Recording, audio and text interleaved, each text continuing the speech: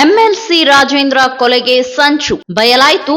Murder ಸ್ಕೆಚ್ನ ಸ್ಫೋಟಕ ಮಾಹಿತಿ ಬೆಚ್ಚಿ ಬೀಳಿಸುತ್ತೆ ಅವಳ ಸಂಭಾಷಣೆ. ಅವನಿಗೆ ದುಡ್ಡು ಬಂದಿದೆ ಅಂದವಳು ಖಾಕಿ ವಶಕ್ಕೆ. ಅಷ್ಟಕ್ಕೂ ಏನಿದೆ ಆಡಿಯೋದಲ್ಲಿ?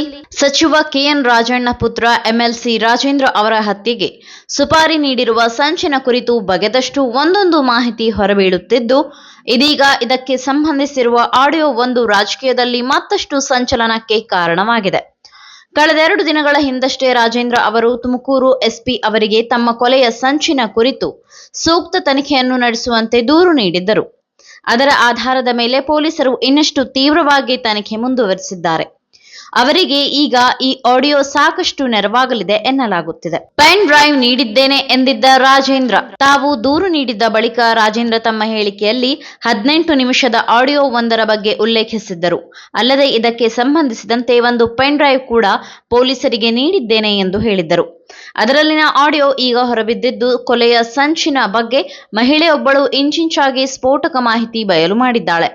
ರಾಜೇಂದ್ರ ಆಪ್ತ ರಾಕಿ ಹಾಗೂ ಸೋಮನ ಆಪ್ತೆ ಪುಷ್ಪಾ ಎಂಬುವವರ ನಡುವಿನ ಮಹತ್ವದ ಆಡಿಯೋ ಸಂಭಾಷಣೆ ಇದಾಗಿದೆ. ಆಪ್ತೆ ಬಳಿ ಹೇಳಿಕೊಂಡಿದ್ದ ಸೋಮ ಅಂದಹಾಗೆ ರಾಜೇಂದ್ರ ಕೊಲೆ ಸಂಚಿನಲ್ಲಿ A1 ಆರೋಪಿಯಾಗಿರುವ ಸೋಮ ಯಾವ ರೀತಿಯಾಗಿ ಪ್ಲಾನ್ ಮಾಡಬಹುದು ಎಂದು ಯೋಚಿಸುತ್ತಿದ್ದ.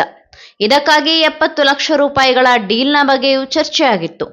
ಇನ್ನು ಈ ಹತ್ಯೆಯ ಸಂಚಿನ ಬಗ್ಗೆ ನೋಡುವುದಾದರೆ, ಪ್ರಮುಖವಾಗಿ ತಾನು ರಾಜೇಂದ್ರ ಕೊಲೆಗೆ ಸುಪಾರಿ ಪಡೆದುಕೊಂಡಿರುವುದಾಗಿ ಸೋಮ ತನ್ನ ಆಪ್ತೆ ಪುಷ್ಪಾ ಬಳಿ ಮಾಹಿತಿ ಹಂಚಿಕೊಂಡಿದ್ದಾನೆ.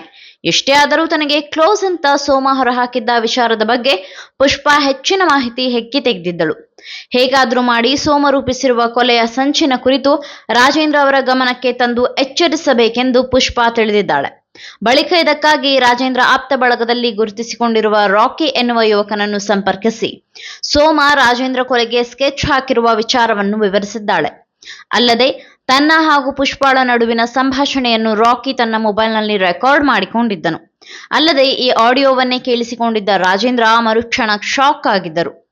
ತಕ್ಷಣವೇ ಎಚ್ಚೆತ್ತು ತುಮಕೂರು ಪೊಲೀಸ್ ವರಿಷ್ಠಾಧಿಕಾರಿಗೆ ದೂರು ಸಲ್ಲಿಸಿದ್ದರು. ರಾಜೇಂದ್ರ ಬಳಿ ನನ್ನ ಕರೆದುಕೊಂಡು ಹೋಗು. ಕಳೆದ ನವೆಂಬರ್ನಲ್ಲಿ ಎಂಎಲ್ಸಿ ರಾಜೇಂದ್ರ ಅವರ ಮಗಳ ಹುಟ್ಟುಹಬ್ಬದ ಹಿನ್ನೆಲೆಯಲ್ಲಿ ಡೆಕೋರೇಷನ್ಗೆ ಜೈಪುರದ 2 ಹುಡುಗರು ಬಂದಿದ್ದರು. ಆ 2ರನ್ನು ಸಹ ಸೋಮನೆ ಕಳುಹಿಸಿದ್ದ. ಆ ಸಮಯದಲ್ಲಿಯೇ ಕೊಲೆಗೆ ಯತ್ನ ನಡೆದಿತ್ತು. ಅಲ್ಲದೆ ಸೋಮನಿಗೆ 5 ಲಕ್ಷ ರೂಪಾಯಿ ಹಣ ಬಂದಿರುವುದು ಸತ್ಯವೇ ಆಗಿದೆ. ಇನ್ನು ಅವನನ್ನು ಪೊಲೀಸರು ಕರೆದುಕೊಂಡು ಹೋಗಿ ವಿಚಾರಿಸಿದರೆ ಎಲ್ಲವೂ ಗೊತ್ತಾಗುತ್ತದೆ. ಅಂದಹಾಗೆ ರಾಜೇಂದ್ರ ಅವರೆದುರು ಈ ವಿಚಾರ ನಾನೇ ಹೇಳುತ್ತೇನೆ, ನನ್ನ ಕರೆದುಕೊಂಡು ಹೋಗು ಎಂಬುದಾಗಿ ರಾಕಿಗೆ ಪುಷ್ಪಾ ಮನವಿ ಮಾಡಿಕೊಂಡಿದ್ದಾಳೆ. ಇಷ್ಟೇ ಅಲ್ಲದೆ ಜೈಪುರದ ಇನ್ನೋರ್ವ ರೌಡಿ ಶೀಟರ್ ಪ್ರಸಿಯನ್ನು ಕೊಲೆ ಮಾಡ್ತೀನಿ ಅಂತ ಸೋಮ ಹೇಳಿದ್ದಾನೆ. ಅದಕ್ಕಾಗಿ ಬೆಂಗಳೂರಿನ ಕಲಾಸಿಪಾಳ್ಯದಿಂದ 2 ತಮಿಳು ಹುಡುಗರನ್ನ ಸೋಮ ಕರೆಸಿಕೊಳ್ಳುತ್ತಿದ್ದಾನೆ. ಇನ್ನು ಈಗಾಗಲೇ ಜೈಲಿನಲ್ಲಿರುವ ಸ್ಟೀಫನ್ ಗುಂಡನನ್ನ ಪೆರೋಲ್ ಮೇಲೆ ಕರೆದುಕೊಂಡು ಬರಲು ಸೋಮ ಪ್ಲಾನ್ ಮಾಡಿದ್ದಾನೆ.